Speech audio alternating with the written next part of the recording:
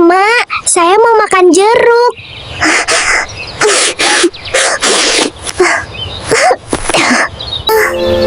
Kamu udah kena batuk pilek, anakku. Mama kasih kamu obat ya. Dalam pengobatan tradisional Tiongkok atau TCM, batuk pilek bukan sekadar gangguan pernapasan yang disebabkan virus atau bakteri, tetapi merupakan tanda bahwa sistem pertahanan tubuh sedang terganggu oleh patogen luar. Penyebab utamanya adalah serangan angin yang sering membawa dingin, panas, atau lembab. Di TCM, paru-paru disebut sebagai atap tubuh dan organ pertama yang berhubungan dengan dunia luar.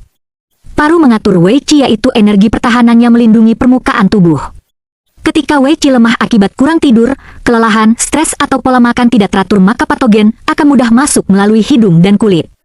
Jika batuk pilek disebabkan oleh angin dingin, gejalanya biasanya bersin-bersin, hidung berair jernih, batuk dengan dahak encer, tenggorokan tidak terlalu merah, dan tubuh terasa menggigil. Orang biasanya tidak berkeringat dan lebih suka minuman hangat.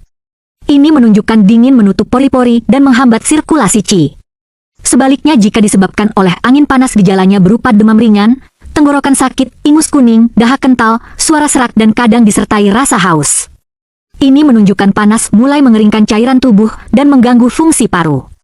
Ada juga batuk pilek akibat lembab, di mana dahak banyak dan lengket, kepala terasa berat, dan tubuh lemas. Ini sering terkait dengan pola makan berlemak, manis, atau dingin berlebihan yang melemahkan limpa.